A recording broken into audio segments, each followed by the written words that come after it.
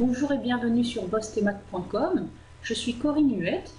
Alors si tu es élève en terminale S et que tu as du mal sur les fonctions trigonométriques, c'est-à-dire les fonctions qui comportent des cosinus ou des sinus, eh bien ça tombe bien puisque dans cette vidéo, je vais te proposer d'étudier complètement une fonction trigonométrique. Alors je te propose d'étudier la fonction trigonométrique f qui est définie par l'expression suivante f de x égale 1 moins cosinus x, le tout sur sinus x.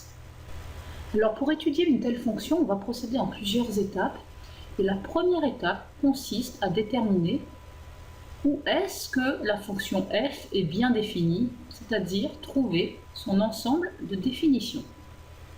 Alors si on regarde ici f de x, on a 1 moins cosinus x qui est défini sur R. Par contre, quand on va faire une division, il faut faire attention de ne pas diviser par 0. Et donc ici, il y a une valeur qui est interdite. Et cette valeur interdite est lorsque sinus de x est égal à 0. Puisque si sinus de x est égal à 0, je divise par 0 et c'est interdit. Alors, je ne sais pas si tu t'en rappelles, mais ici j'ai le cercle trigonométrique, comme ceci. Et si je prends sur ce cercle trigonométrique un point qui est repéré par le nombre x, je te rappelle que le cosinus de x, c'est son abscisse, et le sinus de x, c'est son ordonnée. Alors, quand est-ce que sinus de x est égal à 0? Eh bien, tout simplement lorsque x se trouve ici ou ici, sur le cercle trigonométrique. Est-ce que tu es bien d'accord? Donc, ici, ça nous fait x égale 0. On fait un demi-tour de cercle, et donc ici, on a x qui vaut pi. Donc, est-ce que tu es d'accord que sinus x est égal à 0 si et seulement si x est égal à 0 modulo pi? Alors, si x égale à 0, d'accord, et modulo pi, ça veut dire que je peux rajouter pi. Donc x vaut pi. Je peux rajouter encore pi. X vaudra 2pi. Je peux encore ajouter pi, ça fera 3pi. Mais bon, toutes ces valeurs-là, le sinus vaut 0. Et de la même manière, je peux soustraire des multiples de pi. Et je vais à chaque fois avoir le sinus de mon nombre qui vaut 0. Alors, on peut écrire ça aussi comme cela. On peut dire que x s'écrit 0 plus k fois pi, c'est-à-dire k fois pi, avec k qui appartient à z, qui est un antirelatif.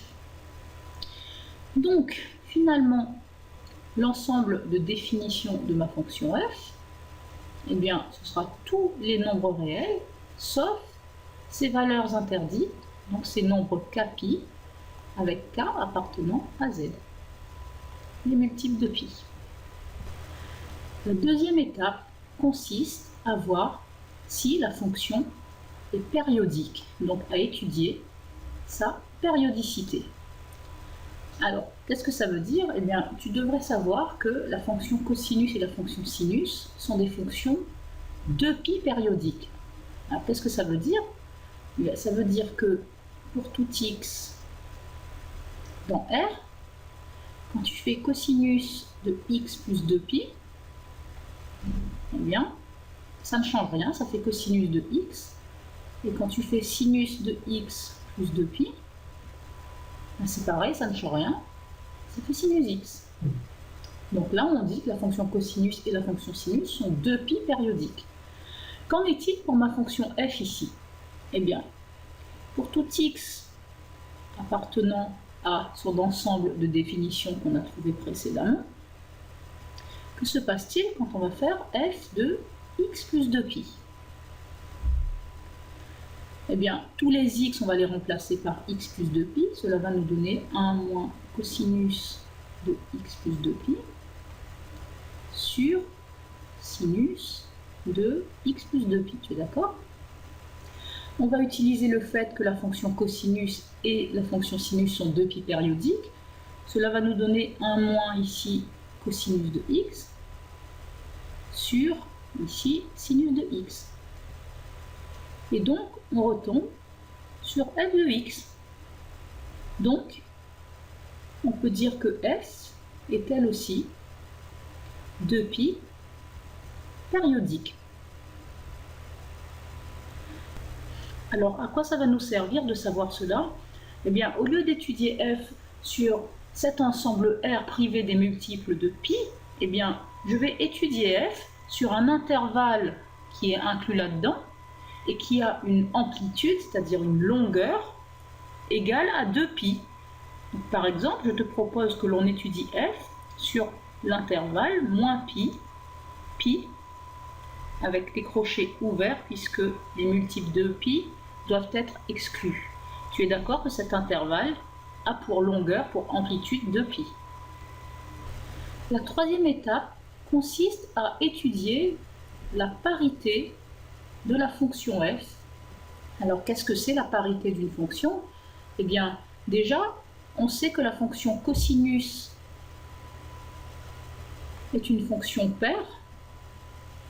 Alors, qu'est-ce que ça veut dire? Ça veut dire que pour tous les x dans R, quand tu vas faire cosinus de moins x, eh bien cela est égal à cosinus x. Ensuite, il faut savoir que la fonction sinus, elle, est une fonction qui est impaire. Qu'est-ce que ça veut dire? Ça veut dire que pour tout x appartenant à R, eh bien, le sinus de moins x est égal à moins le sinus de x. Alors, une fois que tu sais cela, eh bien, que va-t-il se passer pour notre fonction f ici? Alors, pour tout x appartenant à l'ensemble de définition de f, je te propose qu'on aille calculer f de moins x. Alors, comment est-ce qu'on va faire ça? Eh bien, on va remplacer tous les x par moins x. Ça va nous donner 1 moins cosinus de moins x sur le sinus de moins x. On va utiliser maintenant les propriétés de parité de nos fonctions cosinus et sinus. Donc on a 1 moins cosinus de moins x qui est égal à cos x sur le sinus de moins x qui est égal à moins le sinus de x. Alors je peux mettre le moins ici. Cela va me donner 1 moins cos x sur sinus x. Et donc, tu vois que l'on obtient moins f de x. On a donc montré que pour tous les x dans df, f de moins x est égal à moins f de x. Et ça symbolise les fonctions impaires. Donc, on peut dire que la fonction f est une fonction impaire. Alors, concrètement, à quoi ça nous sert de savoir ça? Eh bien, il faut savoir qu'une fonction impaire, elle a une particularité, c'est que sa courbe est symétrique par rapport à l'origine du repère. Donc, si tu vois, la courbe fait ça, sur 0 plus l'infini, eh bien, sur moins l'infini 0, on fera le symétrique par rapport à l'origine, ça donnera ça. Donc, comme on avait choisi d'étudier f sur l'intervalle moins pi ouvert, eh bien maintenant, on va réduire encore cet intervalle et on va choisir de l'étudier sur l'intervalle 0 fermé, pi ouvert, puisque ensuite, par symétrie de la courbe, on pourra tracer sa courbe sur l'intervalle moins pi ouvert, 0 fermé. Alors maintenant que l'on sait qu'on va étudier f sur l'intervalle 0 fermé, pi ouvert, la quatrième étape va consister à obtenir la dérivée de la fonction f. Alors pour cela, il faut déjà que tu saches dériver les fonctions trigonométriques cosinus et sinus. Donc je vais te rappeler les formules. Pour tout x appartenant à R, eh bien, la dérivée de cosinus de x est égale à moins sinus de x. Et pour tout x appartenant à R, la dérivée de sinus de x, elle, est égale à cosinus de x. Une fois que l'on sait cela, on va dériver f. Alors tu remarques que f est sous la forme d'un quotient, donc elle s'écrit u sur v, avec u de x qui est égal à 1 moins cosinus de x, et v de x qui est égal à sinus de x. Est-ce que tu es d'accord? Alors, je peux dériver u et v. Alors, u' de x, comme c'est une soustraction, ça reste une soustraction. La dérivée de 1, ça vaut 0. Et la dérivée de cos x, c'est moins sinus x. Voilà, et au final, donc, je vais avoir 0 moins sinus x, donc ça fera plus sinus x, la dérivée de u. Ensuite, v' de x, eh bien, c'est la dérivée de sinus de x, c'est donc égal à cosinus de x. Alors maintenant, comment est-ce que je fais pour dériver une fonction du type u sur v? Eh bien, on applique les formules de dérivée. Ici, la dérivée de f est égale à u'v moins uv' sur v au carré. Donc, eh bien, on va remplacer pour avoir f' de x. Cela va nous donner u' qui vaut sinus x fois v qui vaut encore sinus x, donc on va le mettre au carré, moins u, c'est-à-dire 1 moins cosinus de x, fois v', c'est-à-dire fois cosinus de x, et sur v au carré, c'est-à-dire sur sinus de x, que je mets au carré. Cela nous donne sinus au carré de x, moins, alors ici on va distribuer cosinus de x, une fois cos x fait cos x, moins cosinus x fois moins cosinus x, ça nous fera donc plus cosinus au carré de x, et le tout toujours sur sinus au carré de x. Alors ici, on peut regrouper les carrés et faire cos carré de x plus sin carré de x moins cosinus x sur sin carré de x. Alors, il y a une propriété bien connue sur le cosinus et le sinus, c'est que quand on fait cosinus carré de x plus sinus carré de x, eh bien ça fait toujours 1. Donc finalement, on se retrouve avec 1 moins cosinus de x sur sinus au carré de x. Et voici donc la dérivée de la fonction f sur l'intervalle 0, pi. Alors maintenant que l'on a dérivé la fonction f, on va pouvoir passer à la 5e étape qui consiste à obtenir ces variations. Toujours sur l'intervalle 0 fermé, pi ouvert. Alors pour cela, on va étudier le signe de f' de x. Et on va regarder tout d'abord le numérateur, c'est-à-dire 1 moins cosinus x. Alors, on va essayer de faire un tableau de signes pour f' de x. Donc, dans le tableau de signes, il faut savoir quand est-ce que 1 moins cosinus x est égal à 0. Eh bien, cela équivaut à dire que 1 est égal à cosinus x, ou cosinus x égale 1. Et si tu vas voir sur le cercle trigonométrique, alors je prends un point qui est repéré par le nombre x. On a dit tout à l'heure que cosinus x c'était son abscisse. Alors quand est-ce que cosinus x est égal à 1? Eh bien tout bêtement quand x est ici en 0. Donc cela équivaut à dire que x est égal à 0 et on peut ajouter 2pi ou soustraire 2pi ou des multiples de 2pi. Cela va nous donner 2pi, 4pi ou moins 2pi, moins 4pi, moins 6pi. Mais tous ces autres nombres ne sont pas dans l'intervalle 0 fermé pi. Donc finalement, j'ai uniquement x égale 0. Ensuite, je sais que pour tous les x dans R, donc dans 0 pi en particulier, eh bien, cosinus de x est toujours compris entre moins 1 et 1. D'accord? Tu vois bien que si tu prends n'importe quel x sur le cercle, eh bien son cosinus, comme c'est son abscisse, ce sera toujours sur cette portion de l'axe, donc entre moins 1 et 1. Donc, si je passe cosinus x ici dans le membre de droite, cela va me donner 1 moins cosinus x supérieur ou égal à 0. Donc j'ai étudié le signe du numérateur.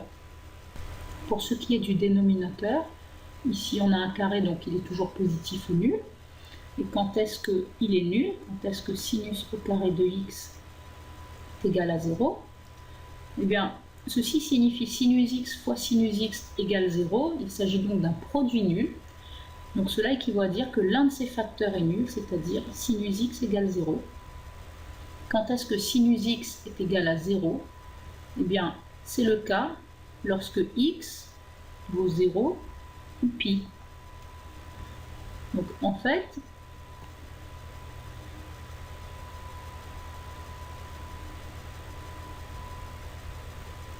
cela me fait dire que j'ai fait une erreur précédemment. Ici, quand j'ai étudié f sur l'intervalle moins pi, pi, j'ai oublié d'enlever le nombre 0, qui est aussi un multiple de pi. C'est 0 fois pi. Et donc ici, il faut restreindre l'intervalle sur l'intervalle 0 pi, mais 0 ouvert. Donc ici, on travaille sur 0 ouvert. Donc ici, sinus x égale 0. Si je travaille sur l'intervalle 0 pi ouvert, eh bien, je n'ai aucune de ces deux valeurs qui me donne un sinus nul ici. Et ici également, x égale 0 ne fait pas partie de cet intervalle. Donc, 1 moins cosinus x ne vaut jamais 0 sur l'intervalle 0 pi ouvert. Donc attention, il y avait une erreur. Il faut travailler sur 0 ouvert, pi ouvert. Donc si on fait le tableau de signes de f', on a ici x qui est entre 0 et pi. On a 1 moins cosinus x au numérateur. On a sinus carré de x au dénominateur. Et f' de x qui est le quotient. 0 est exclu, et pi est exclu également de l'intervalle.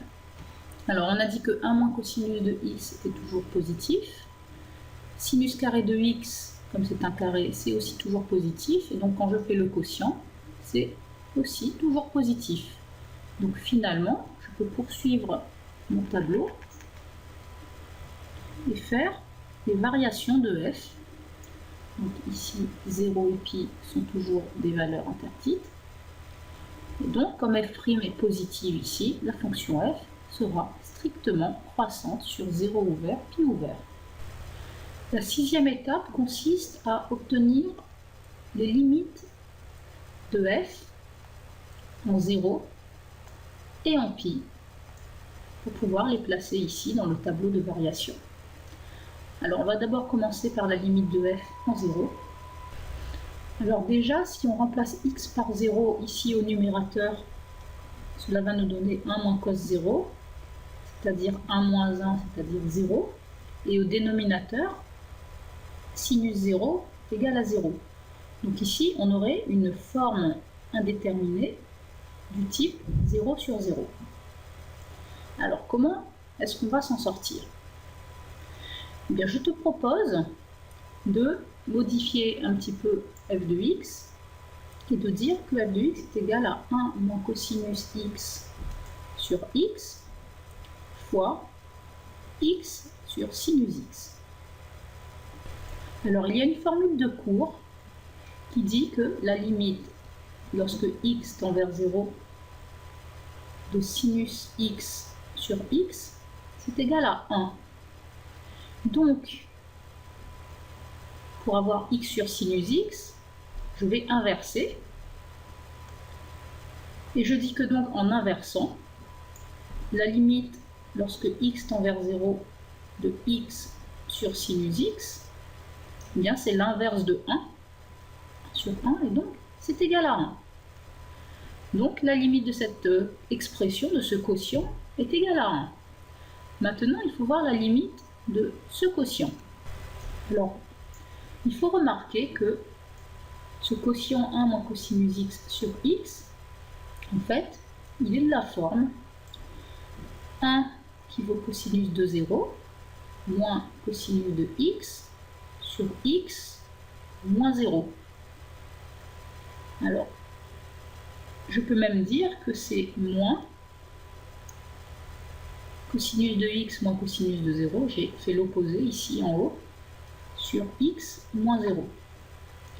Et quand je fais la limite d'une telle expression, cette expression-là, elle est du type, on a un moins devant, mais elle est du type g de x moins g de 0 sur x moins 0. Et bien quand tu fais la limite de cette chose-là, le moins il reste, et lorsque x tend vers 0, ça fera g' de 0. Donc ici, la fonction g, c'est la fonction cos. Et donc, je peux dire que la limite quand x tend vers 0 de mon quotient 1 moins cos x sur x, c'est donc égal à moins la dérivée de la fonction cos, c'est-à-dire moins sinus, en 0. Cela me donnera donc sinus de 0, c'est-à-dire 0. Donc je récapitule. Ici, ce quotient a pour limite 1 et celui-ci a pour limite 0. Quand je vais faire le produit, je vais donc pouvoir affirmer que la limite de f de x lorsque x tend vers 0, eh bien ce sera 0 fois 1. Ce sera donc égal à 0. Et je vais pouvoir donc mettre ici dans le tableau de variation la limite de f de x en 0 qui vaut 0. Maintenant, je cherche la limite de f en pi. Donc, je vais faire la limite du numérateur tout d'abord, la limite lorsque x tend vers pi de 1 moins cosinus x. Pour cela, il suffit de remplacer x par pi. Cela me donne 1 moins cosinus de pi. Donc 1 moins le cosinus de pi, sur le cercle se trouve ici, et donc son cosinus vaut moins 1, et son abscisse. C'est donc égal à 1 plus 1 égale 2. Pour le dénominateur, la limite lorsque x tend vers pi de sinus de x, c'est donc égal à sinus pi, qui vaut donc 0. Et je vais faire le quotient de 2 par 0, sauf que il faut que je sache si la limite ici vaut 0 en étant positif ou en étant négatif. Or, on travaille sur l'intervalle 0pi ici. Et tu sais que si je prends un nombre x sur l'intervalle 0pi, eh bien son sinus, ce sera son ordonnée, donc il sera forcément entre 0 et 1. Donc il sera forcément positif. Donc ici, le sinus de x est positif, et donc je vais pouvoir dire que la limite c'est 0 avec un petit plus. Finalement, pour avoir la limite de f, je vais faire un quotient, donc par quotient. La limite de f de x lorsque x tend vers pi, eh bien ce sera du type 2 sur 0 plus, donc ce sera plus l'infini. Et donc, je vais pouvoir ajouter cette limite ici dans mon tableau de variation. Finalement, dans la 7e et dernière étape, on va s'intéresser à représenter la courbe de f. Donc, pour faire la courbe de f, déjà, je vais la dessiner sur l'intervalle 0pi, et ensuite, je vais l'étendre à r. Pour pouvoir la dessiner, j'ai besoin de quelques valeurs. Donc, en 0, ça fera 0. Je peux par exemple calculer la fonction f en pi sur 2. Alors f de pi sur 2, je remplace x par pi sur 2, ça fait 1 moins cos pi sur 2 sur sinus pi sur 2. Alors, pi sur 2 sur le cercle trigonométrique se situe ici. Donc son cosinus vaut 0 et son sinus vaut 1. Donc on a donc 1 moins cos pi sur 2 qui vaut 0 sur sinus pi sur 2 qui vaut 1. Cela me fait 1 sur 1, c'est donc égal à 1. Pour tracer la courbe de f, j'ai donc dessiné ici un repère avec sur l'axe des abscisses 0, pi sur 2, pi, 2pi, 3pi, 4pi, etc. Pareil dans les négatifs. Sur l'axe des ordonnées 0, 1. Je vais d'abord tracer la courbe de f sur l'intervalle 0pi. Alors en 0, on aura f qui vaut 0. En pi sur 2, on aura f qui vaut 1. Et quand x se rapproche de pi, eh bien f de x croît vers plus l'infini. Donc on aura une courbe qui aura une allure comme ceci. Voilà. Alors ensuite, je sais que la courbe est symétrique par rapport à 0, puisque tu te rappelles, on a montré que la fonction était impaire. Donc je peux symétriser cette courbe-là sur l'intervalle moins pi, 0. Et je vais donc avoir en 0, 0, en moins pi sur 2, moins 1, et la courbe qui va aller vers moins l'infini, ici, ça va me donner une allure comme ceci. Voilà ce qu'il se passe sur l'intervalle moins pi, pi. Ensuite, on a montré que la fonction était périodique de période 2π. Donc, ce morceau de courbe qui est tracé sur l'intervalle moins pi, pi de longueur 2π, eh bien, je vais le reporter ensuite sur l'intervalle pi, 3π, qui a aussi une longueur de 2π. Donc, cela va me donner une allure à peu près comme ceci.